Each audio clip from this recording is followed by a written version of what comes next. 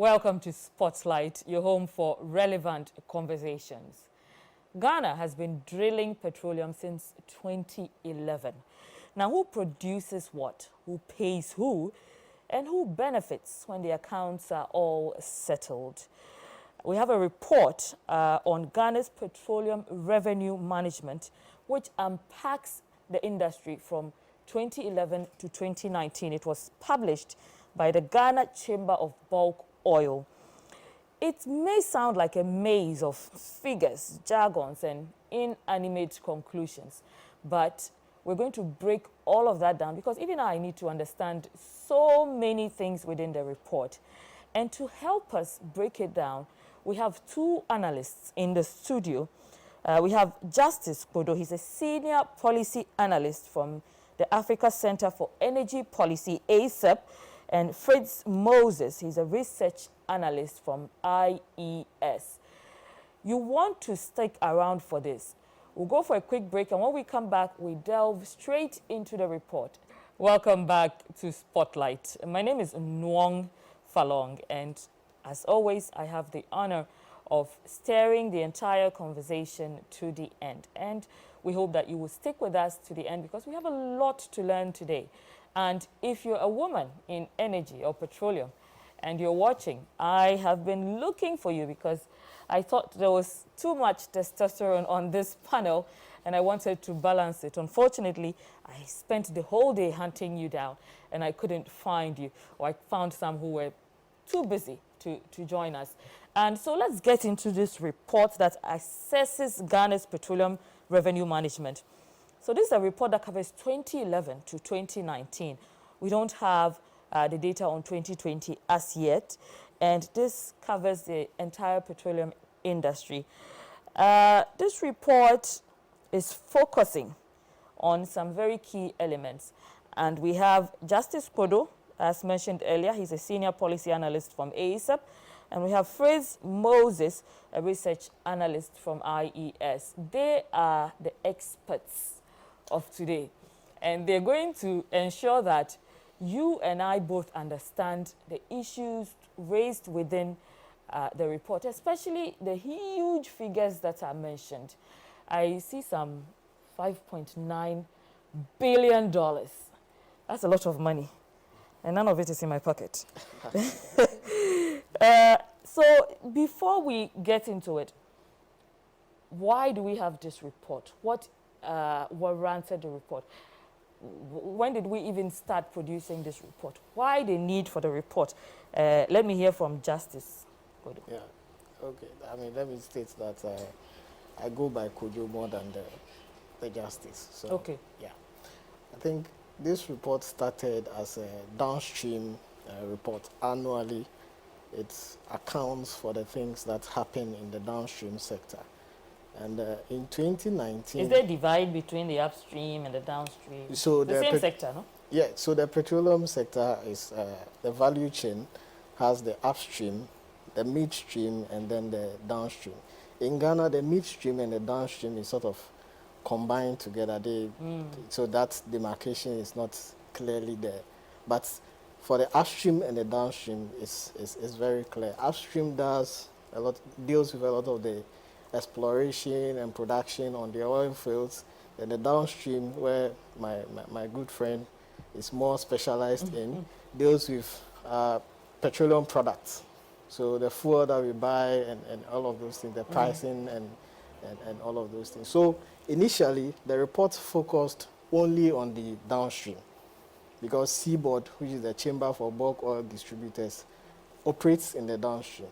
Then in 2019, they decided to look at the whole petroleum value chain from the downstream to the upstream. So that's why now it's no more... What was the reason, their goal for doing that? So they wanted to give a more of a bird's eye view of the whole petroleum sector. More holistic. Exactly, because, I mean, decisions from upstream affect downstream and vice versa. We are becoming more advanced in our sector. So just to give everybody a holistic view of how the whole petroleum sector looks like in Ghana. Yeah. That's interesting to know. So in how long have they been focusing on merging all of it? And has it had any direct impact? I think the idea, so like I said, it was first downstream. So people were consuming the information that has always been put out, and there was the demand that why not also focus on the upstream sector as well. So I'm sure going forward, so the name has actually changed to the Ghana Petroleum Industry Report instead of the usual downstream report. Yeah. So who are the key stakeholders in this report? You mentioned you used to focus on downstream. Yeah. Now it focuses on, you know, the whole chain. Yeah. But who are the key players? Say if we go downstream, who are the key players downstream? The midstream, you say it's a little, you know, some gray areas, not too well defined. But who are the key players there? Let's take the whole chain. So low, downstream, midstream, upstream. What's the link and who plays where? So I think I'll do the upstream. Okay. Then my friend will do the do the downstream. So the upstream, we have the regulators, the Ministry of Energy, and the Petroleum Commission. The big guys. Yes. Then we have the oil companies, both the producing, explorating companies, and then we have the service companies as well there. And then we have us, who are us? public watchdogs. Okay. But you're part of the upstream. Yes. You're part of the sharks. No, we don't produce oil. We only keep an eye on what is happening. I think Parliament has a role to do there. GRA also plays a role there. Yeah, so that's how the upstream looks like. Great. Now I'll come to Moses, who's going to give us a better explanation of the downstream. Okay, so as Justice has stated earlier, there's the upstream and the downstream. When it comes to the downstream, it's basically the combination of the midstream, that's basically more dealing with transportation and storage of what has been produced and extracted at the upstream level, to the downstream. Downstream basically will deal with the refinery of what has been produced or what has been discovered at the upstream level. So then there are the producers and the people who transport them to the refineries, precisely. So downstream basically will deal with the refineries. Then they are products that would end up in... Are there specific names in there? Not exactly, but for instance, when it comes to the refinery, you have the thermal oil refinery. That would refine the crude that's been, the oil that's been discovered or brought up from the fields in the upstream level. And then they would, from that exploration, or from that refining, they will get the product that's petrol, diesel, kerosene, RFO, ATK, and all the other products that we have. And basically, the downstream level has to do with what we usually see, the oil marketing companies. So we have the filling stations that we usually call them. They deal with the sale and the marketing of the products that have been refined by the refineries that we have in the country. So this report mentions some 5.9 billion, not Ghana cedis, but US dollars, of petroleum revenue that has been accrued from 2011 to 2019. So these are earnings covering 2011 to 2019. Yes. But 5.9 billion is a lot of money. Somebody looking at the figure wonders, where did the money come from? Okay, so as the report analyzes, it's basically looks at the various tax components that are placed on the exploration and the production of crude or oil in the country. And so you see we have the royalties that is charged on the various fields that we have, about 5% on Jubilee and 10, and then 7.5 on the SG, and that's the Sankofa Jiname fields. And also have the corporate income tax that's about 35% on each of the producing or the exploration companies that we have. And then again, there's the surface rental. Precisely. Okay. That is charged by the government for the use of our fields, the lands of Ghana. So the fields that we have, the Pecan fields, the Cape 3 Points, and other. Let me get this. This is charged by government for the use of the land. But yes. also, we already have royalties. Yes. So royalties will basically be the charge on the gross production. So at the end of the day, the year, how much have you produced, and on that, there's a charge for the royalties. The surface rentals is just basically for the use of the land, or most times it's offshore, so onshore. So the fuels that you're using, it belongs to Ghana. It's the property of Ghana. So for using that, you are charged about $20 to about $300.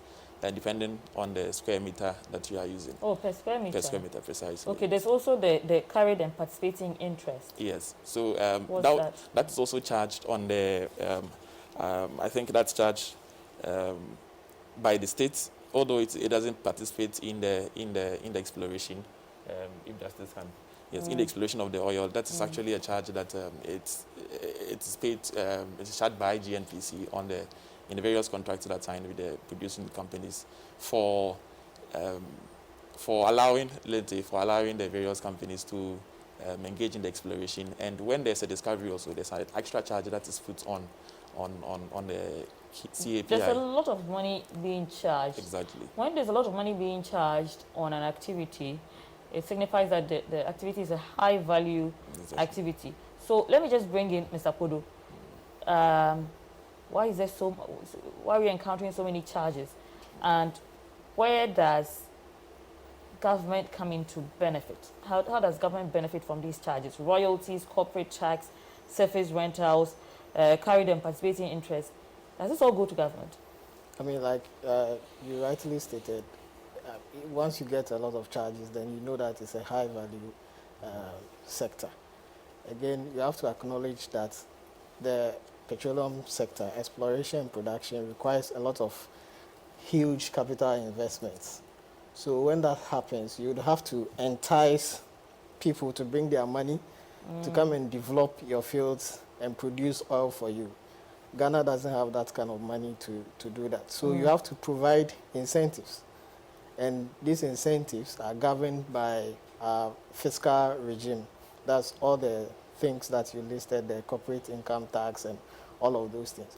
There has to be a balance between how much you can get and how much return the investor can get on their investments. Not to cut you, but you mentioned that the country needs to entice players. Yes. So if the country needs to entice players, and then we see all these charges, isn't it stifling in any way? No, so it's not all charges. For example, if you take the CAPI, which is the carried and participating interest, it's oil revenue that is due the country for also engaging in the production process. So when companies come to Ghana to explore and produce our oil, GNPC is by default made a partner to those oil companies. But at the initial stages when they are doing exploration, before they discover oil, GNPC doesn't pay for the cost. That's where the carried elements comes in. But when they start producing, then GNPC also starts paying for the cost. And once you are participating in the production of the oil, you are also due the revenues that is coming. So if you check the report, the highest revenue inflow actually comes from there.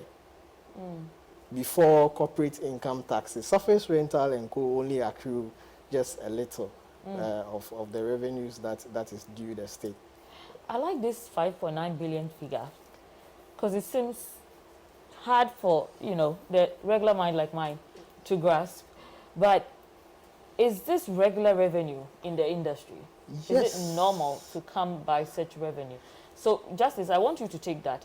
I also want you to tell us, because we know it's aggregate from 2011 to 2019. So is this normal, especially compared to other countries? And which year produced the most? So the revenues that you get are a function of one, production, and also oil prices. So it fluctuates along those lines. So in years that you have problems with production, maybe there's a shutdown of the rig or something for some time, it affects how much you can sell and how much revenue comes to you.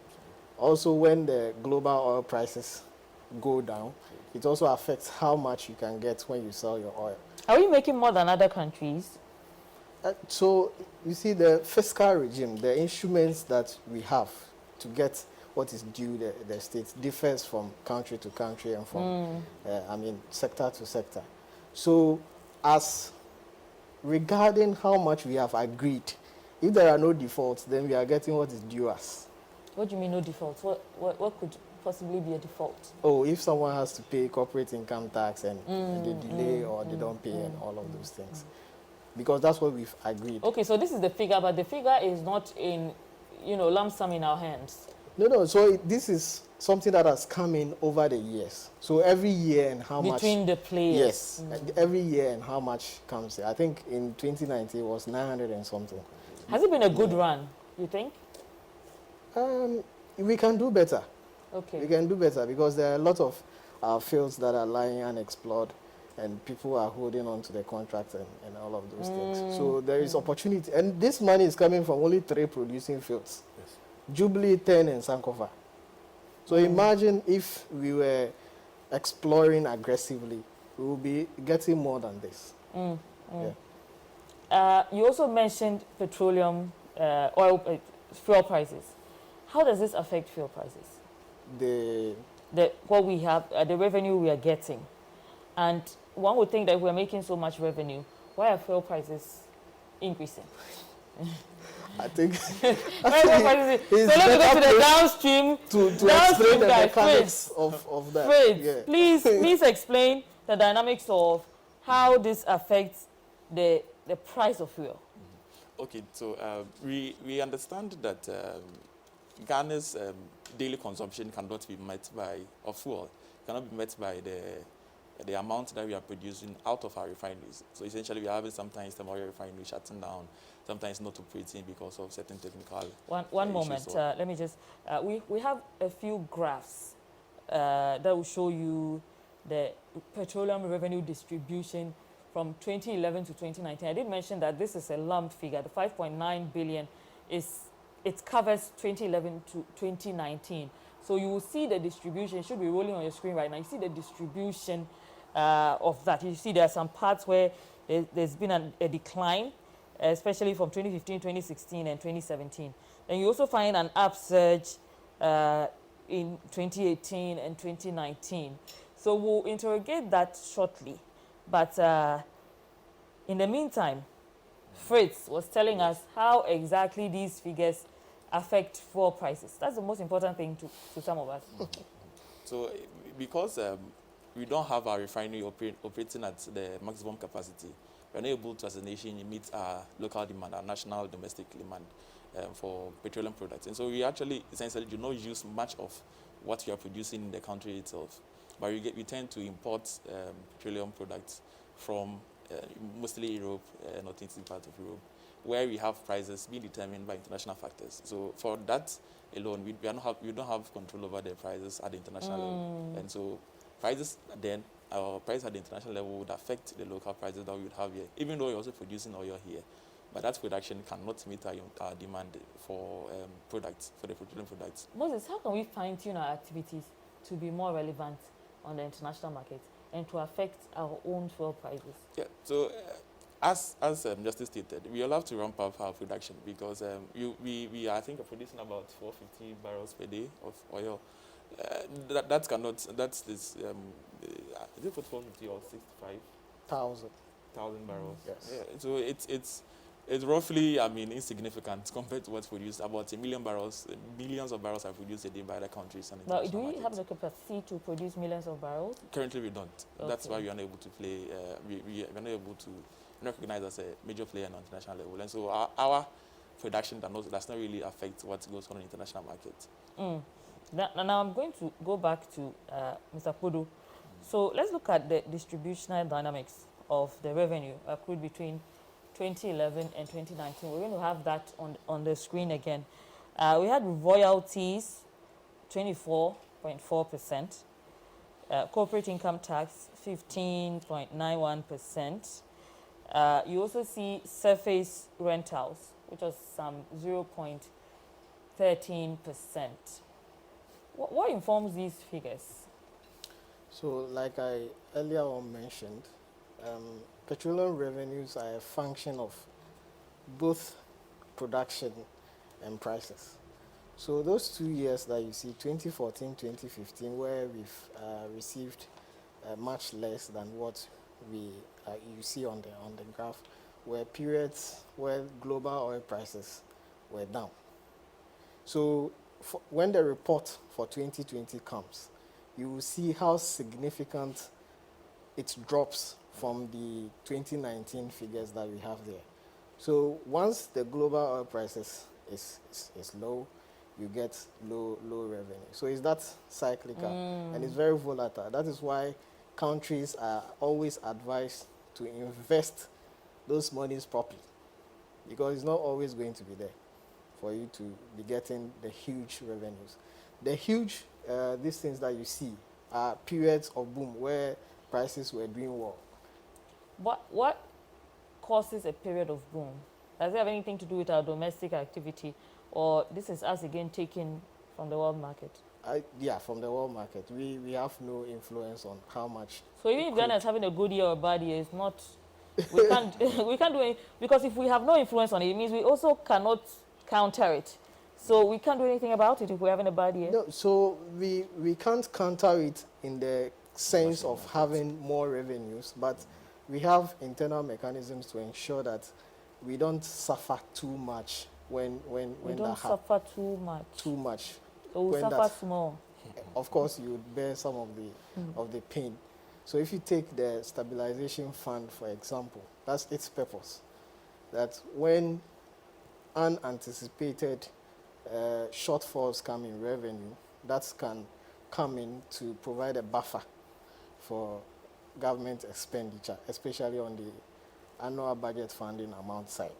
So once that fund keeps being replenished, then we are safe to some extent from the hard consequences of oil slumps that I see that in the breakdown, there's carried and participating interest, which accounts for so much, 59.47%. yes, That's higher than the others. yes. Why does this allocation, why is it more than all the others? So the carried and participating interest is revenue that accrues to the country, and that comes from us also participating in the production of the oil. I made mention earlier that any field that is producing in Ghana or any petroleum agreement we enter, GMPC is a partner by default, holding stakes. But in the initial period where you have exploration, trying to find oil, GMPC doesn't pay the cost. So they do cash calls. You two, you are a partner. You hold 10% stake or 15% stake. So bring this, the cost is $100 million. So you have to bring 15 million as part of your this thing. But we don't do that. That's where the carried comes in. Then when we start producing, they will recover the cost that they've carried from us. Then we will also now start enjoying the revenues. So now if they do 100,000 barrels, because you have 15%, once they deduct all the costs and things, you get 15% of the revenues that accrues from it. So if a country wants to get more, you have to make sure that, one, you get more local companies or more indigenous companies who will invest and the money will stay here. Or you get your national oil company to increase their stakes, or what we call additional oil entitlements in the various fields. So the entire goal is to have more local content. Local participation in the exploration and production, right? Then the money all stays here. Okay. Okay, because when we have foreign players Yeah, I mean, participating they will take their majorly profits. in that part. Okay, okay, and then they will repatriate these profits. Yeah. Right. Now, there's also a petroleum holding fund. I want Fritz to explain that. What is the petroleum holding fund? Who is holding it? Okay. So the Petroleum Holding Fund is essentially I should say, the tank in which all the revenues that have been accrued at the sector is put into. It's generally managed by the Bank of Ghana and the Ministry of Finance, some management rules too. So what it does is actually to take all that has been brought in from the various fields or the various contracts and agreements that have been signed. After that's basically the fund or the monies that have accrued after GNPC's allocation have been directed to them. And so GNPC takes its share of the fund or the various revenues that have been accumulated over the year. Then the rest is put into the Petroleum Holding Fund, which is from then distributed to across the various other funds that the Act, that's the the Petroleum Revenue Management Act stipulates or defines that they should have certain percentages of the funds that we put in there. So we're just going to be projecting the Petroleum Holding Fund and other funds. A framework should be rolling over your screen now so you can see the figures for yourself. Interesting. So the Petroleum Holding Fund, I see why you are asking the Petroleum Holding Fund. And it seems to be like the least because it's 0.09%. In the strict sense, it's not a revenue source. Okay. Do you get it? That's where all the monies go to before they are being disbursed. So it's just a holding. So it's just a holding. It's not like the Stabilization Fund or the Heritage Fund. It's just a transitory fund, sort of. The money is just passed. Yes, the money is just passed through there. The reason why there are some monies there is sometimes there are delays in disbursements to other funds, and also sometimes there are late payments of charges and fees and all of those things, and those monies meet the reporting period. So then you find that at some point there is this money inside the Petroleum Holding Fund, which shouldn't happen. Once the money comes, they should just go to the various... Mr. Kodzo, let's go back to the revenue distribution. And let's look at 2015, where we had quite an interesting decline. Also in 2016 and in 2017. What informed the decline in these years? So the decline in the revenue that comes to us, it's within that period it was the global oil crisis between 2014 and 2015. It only started picking up after 2015, 2016 that way. So that's what affected. So I guess it means the opposite is also the explanation for the rise in 2018 and 2019. Exactly, when it got better. So when 2020 comes, you see that it will fall. This one, it will even fall very significantly. Why are you projecting a fall? No, because we've seen the oil price in last year. For the first time, oil prices hit zero. Do you get it? So it means that, it will affect how much, and government had to review how much they were expecting in oil revenues. So it will come down. And then subsequent years, when it gets better, you will see that the revenues that accrue to the state will also improve.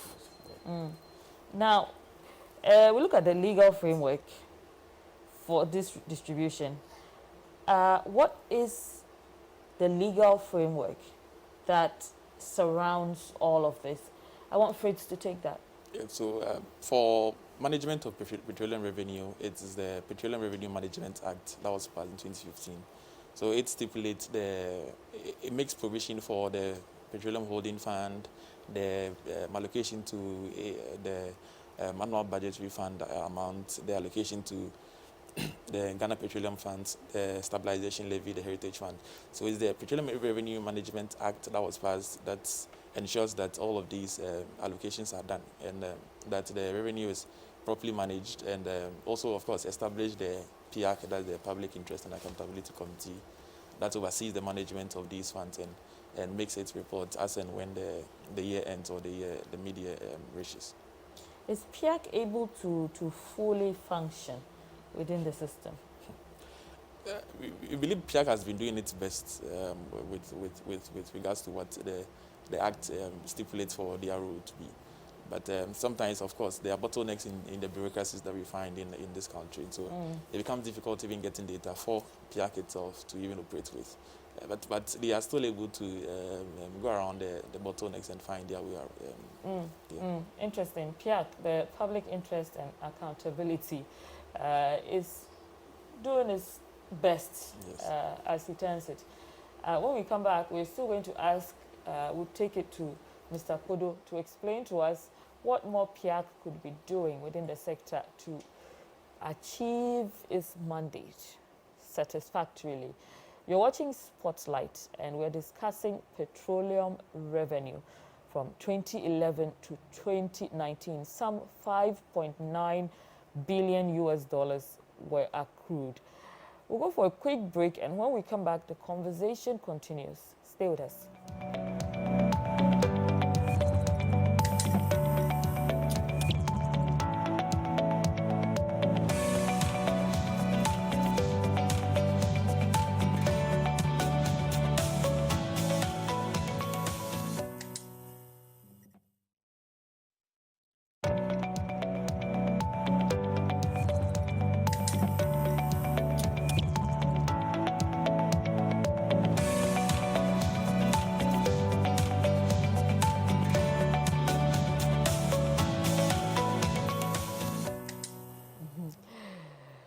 Welcome back, and thank you for staying with us. My name is Nuong Falong, and you're watching Spotlight on MX24 television, your home for fun, fearless, and factual content.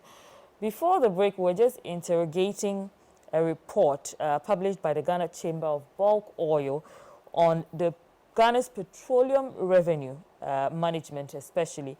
It unpacks 2011 to 2019. Before we went on the break, we were talking about how the public interest and accountability is able to assimilate into the system and ensure that the right thing is being done. Fritz Moses was telling us about that. Please proceed. So as I stated, the Petroleum Revenue Management Act gives PIAC that authority or that mandate to ensure that the revenues that have been accrued from our oil production is used for the right purposes. What are the right purposes? Yes. So when it comes to the right purposes, one thing that the legal framework, that the Act requires, is that the operation or the utilization of the petroleum fund would go alongside a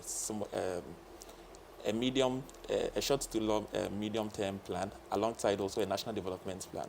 But in the event where you don't have a national development plan, it makes room for the allocation of the funds to certain key areas, certain 4 key areas.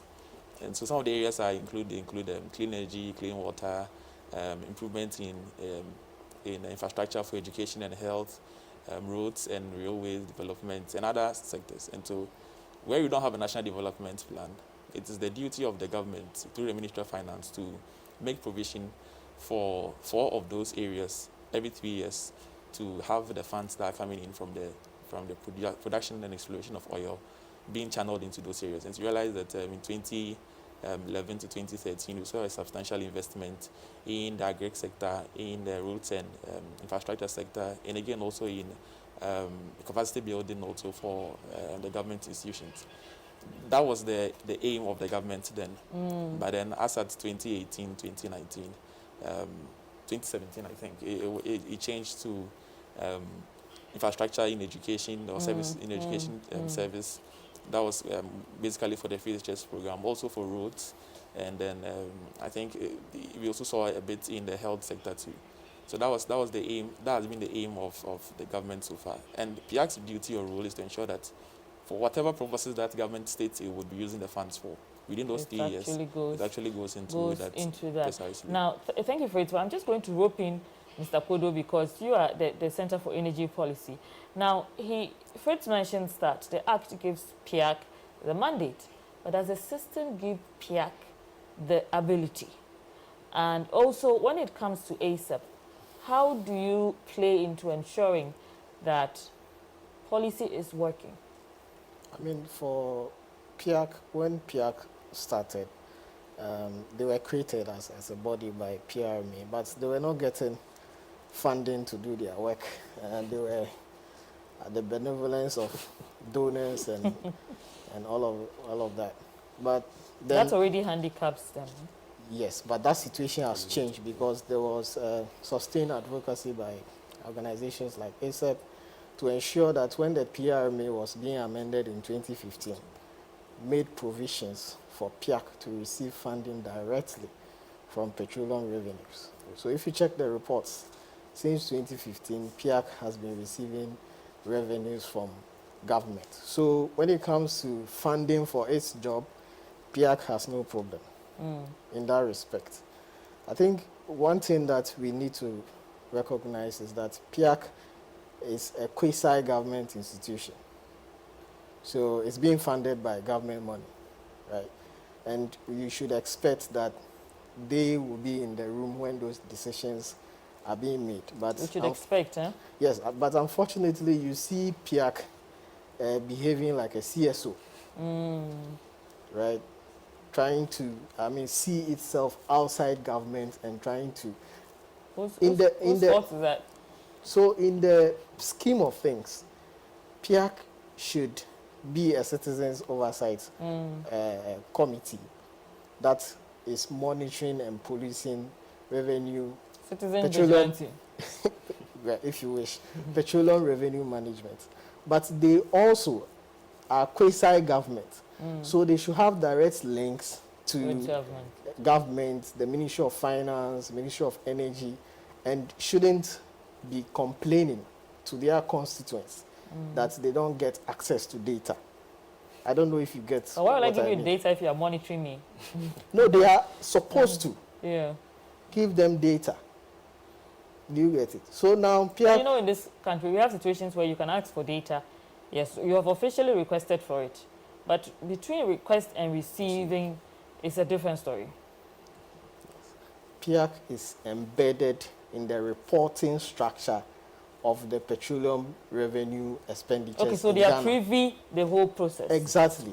They are supposed to be first-hand information is supposed to come to them. It should be ACEP who should be fighting government that give me data. It shouldn't be PIAC. Maybe ACEP and PIAC should be working together. No, we do work together on a number of things. We do work together. Do they share the information with you? PIAC's information is public information. So they produce 2 reports, the semi-annual report, which comes around July, and then they have the annual reports that comes at the But end if of sometimes they are handicapped for data, how are you able to get the data that you require? You mean as Yes, ACEP. ACEP? Oh, we have the normal channels to get the information that we, but it will be easier for PIAC than it is for us. I don't know if you understand. I understand, because we are quasi-government. Exactly. You're not. You're a CSO. Yeah, exactly. So it will be easier for them. So whilst we would spend like a month chasing data, they should just walk to the various offices that are responsible for that and get it. It shouldn't be something that is difficult. They should even be in the various Exactly. offices. But how does the Center for Energy Policy affect domestic policy? So ACEP's strategy has, I think it's 4-pronged strategy. We do research, then we use the outputs from the research to do advocacy. Then we also collaborate with a number of institutions and other CSOs to push shared purpose and agenda within the sector. And we also convene stakeholders to come and discuss issues that are pertinent. So across this, we do a lot of activities to ensure that we influence how things are being done.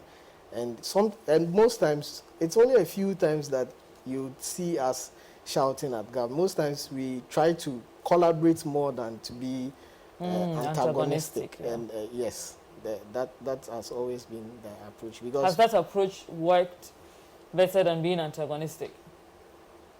No. Oh, okay.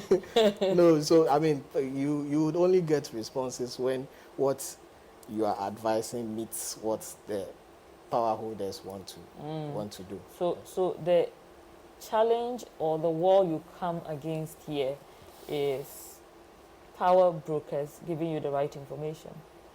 Yeah, that is only one. Only one. Yeah, that's only one. Right. And also listening, right? Would they listen when you recommend? Okay. Exactly, Okay. listening to us when we offer recommendations, because there have been countless times that things that we've spoken against come to reality because they've not listened to advice from us. Yeah. Now, thank you, Mr. Kodzo. Let me come to Fritz. Let's look at the allocation to GNPC. Let's look at the ABFA. What is the purpose of these allocations? Let's take GNPC's allocation. All right. So when you look at GNPC's allocation, it has what we call the equity financing bit that you use for equity financing. So it receives about 70% of the revenue that's put in of course, you receive revenue from the petroleum in production, of course, leaving the benchmark revenue also. But then what it does with that revenue is essentially it's an exploration partner. And so what it does is it invests into the various fields, back into the various fields, and also for their own operations and administrative assignments. So as Justice has stated earlier, for instance, when it is time for it to pay its share of the cost for production and exploration, it uses that revenue. So we actually have the allocation on the screen right now. You can see a GNPC, that's 30.68%. You can see the ABFA, the annual budget funding account, which is 38.63%. You can also see the 30.69%, which is the Ghana Petroleum Funds. Then 21.59, the GSF, and 9.10, which is the GHF. Well, you people are going to explain all of this to us. So, Fritz, let's stay on you. So, if you find yourself wanting, just defer it to Mr. Kodzo. So, I think I would go on to the ABFA. That's the annual budgeting funds amount. That's basically about 70% of the remainder of the benchmark revenue that accrues from the petroleum revenue. And over the period from 2011 to 2019, it's received about $2.27 billion from the revenues that. Sorry, so how much? $2.27 billion. But that's from 2011 to 2019. Exactly. So it's a spread over. Precisely. And what its function, as I stated earlier, is essentially to do what the Act says. So it's part of it is given to PIAC, and then to the Ghana Infrastructure Investment Fund, about 25%. For that fund, and the rest is for government expenditure into the specified 4 key areas that government wants to invest in for the next 3 years, or for the 3 years that a budget's for. But that's how the ABFA is usually spent. But it's expected to be used for. But then, of course, we see also. And then the allocation to the Ghana Petroleum Funds. Yeah, the Ghana Petroleum Funds is the remainder of the 30% after the ABFA's funds have been given out. And that is also, it's also more like a holding fund. Part of it is given to the Ghana Heritage Fund. It's that's the GHF. GHF, exactly. And then part of it is given to the GSF, which is 21.59. Yes, that's the Ghana Stabilization Fund. And essentially what the Ghana Stabilization Fund serves as, it also has 2 funds under it, the contingency and the sinking fund. The sinking fund, actually. What the Stabilization Fund is usually used for the payment of debt, for debt servicing, Ghana's debt servicing for our debts that we owed. And the Heritage Fund is supposed to be used as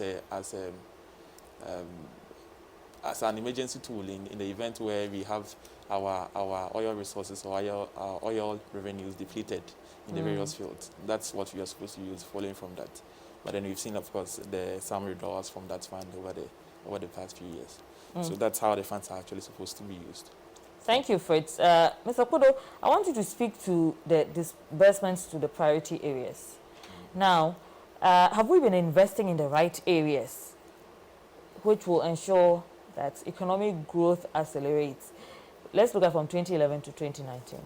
Yeah, I mean, I think in the draw-up to the Petroleum Revenue Management Act, a lot of thought has gone into which areas we can invest petroleum revenue. So they list a number of priority areas, and out of this, government is supposed to choose 4 for every 3 years.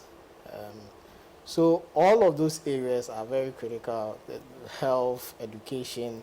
But ACEP has consistently been fighting for pro-poor sectors, investment in pro-poor sectors of agri, health, and education, for increased investment in those areas. Just give me a moment. I need you to repeat that. We're projecting the 4 priority areas presently on the screen, so you can be able to follow exactly what Mr. Kodzo is explaining. So please proceed. Yeah, so we have always been, out of the many, we have always been advocating that we invest more in education, health. Sorry, I don't mean to cut you, but initially you mentioned that there are priority areas that have been stipulated. So government has to choose 4 of them every 3 years. Every 3 years.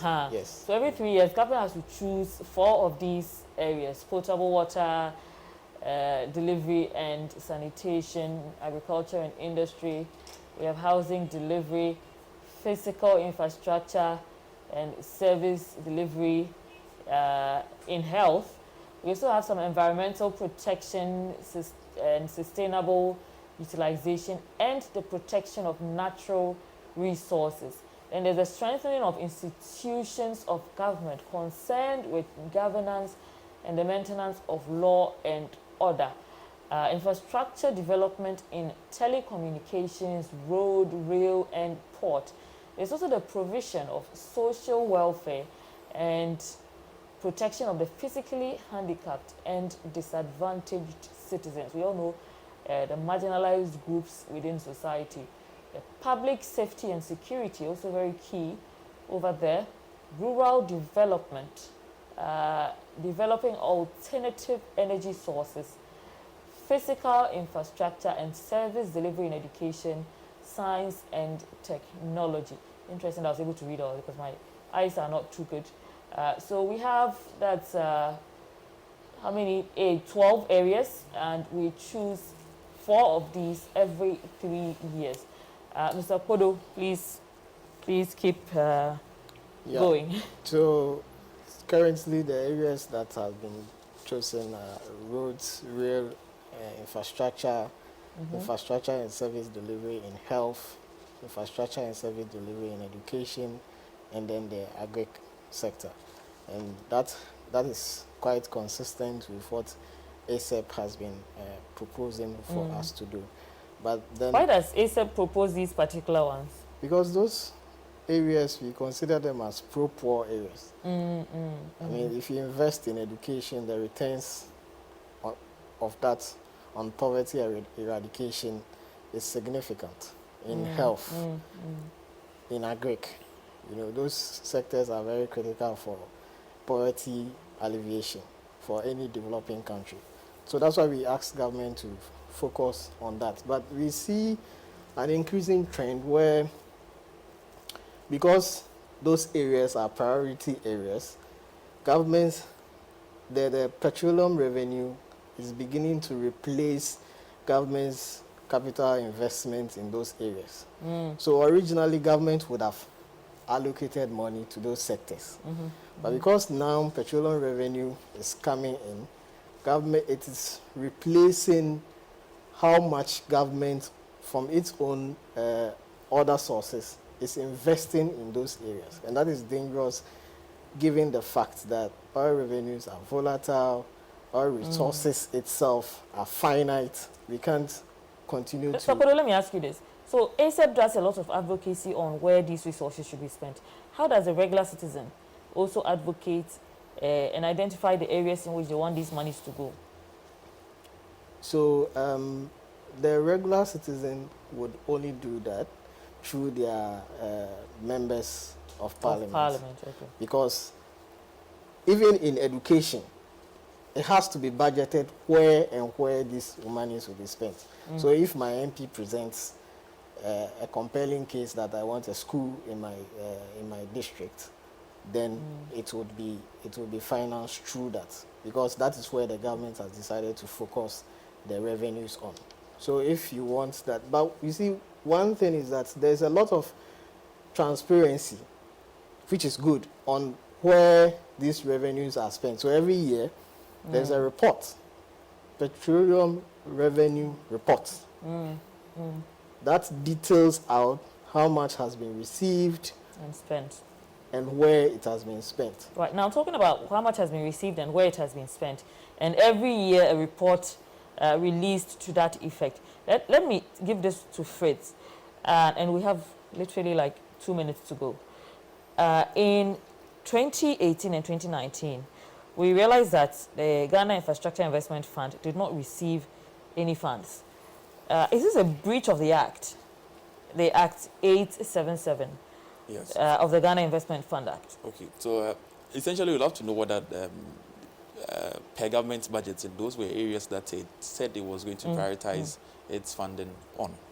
So if it was one of those areas that he said he was going to focus on and it didn't, then it essentially needs to be looked into, because the revenue is given for you to use for specific things that you've said you use it for. Right. So the inventory, you are not able to use it for what you said, then You need to account for why. Exactly. Gentlemen, I'm so grateful for your time. We've run out of time. I wish I could listen to you more because I'm learning a lot. But before we go, Mr. Kodzo, closing remarks, and Justice, Moses, if you have any closing remarks, let's hear it. Yeah, I think citizens should be more interested in knowing how much our oil revenue is. Yes, some people don't even know the areas. Exactly. I mean, we keep hearing we have oil in Ghana, but we are not benefiting. And let me tell you, $5.9 billion between 2011 and 2019. So sit down and do your calculation on. We rolled a lot of percentages and how much goes where. You do your calculation yourself and decide on what to do with it. People complaining we have oil revenues in Ghana, but we are not benefiting. But if you go to their communities, there are projects that are being funded by oil revenue. So maybe more communication from government. And more consultation, because these projects need to be agreed on by a broader group of people, so that at the end of the day, the effect is felt by more people. Because if they're not feeling the effect, they do have a right to say, we're getting money, but I'm not feeling the effects of the money. Yeah, so in short, just more active citizenship on petroleum revenue management in Ghana. Citizen, not spectator. Yes. Thank you. First, do you have any closing remarks? I think that even though we are looking at citizens engaging in it, in the how revenue is being utilized, we should also consider government's position and ensure that the government is investing in areas that will, in essence, yield more returns for the future of the country and, of course, also the present generation. So, for example, when you see in 2011, 2016, we saw an investment in the oil and gas exploration sector, which saw a substantial rise in production in those areas, coming on board with the two other fields that ensured that the revenue that was coming from the sector was going to increase. And so in the event, we should look also that government is focusing on how to generate more revenue so as to do other things that it would be necessary to do. Thank you so much, Fritz Moses, research analyst from IES. We were also joined by Justice Kodzo. He's a senior policy analyst from ACEP. Now, you hear their closing remarks. Greater citizen engagement, be active, know exactly how much the country is receiving. You know, a lot of you know that Ghana has discovered oil. You complain about Ghana drills oil, you have Ghana drills petroleum, you have no idea where what goes. Now we've told you, we've given you the information, we've given you the ammunition you need to know. You can dig into more of the information and find out more of the key priority areas for yourself and how you can get involved in dictating these priority areas so that the money affects you directly and it's not just some abstract figure you know about that comes to the country. My name is Nuong Falong. Thank you for joining us for Spotlight. See you again, same time on Monday, 8:30 to 9:30 p.m. Good evening.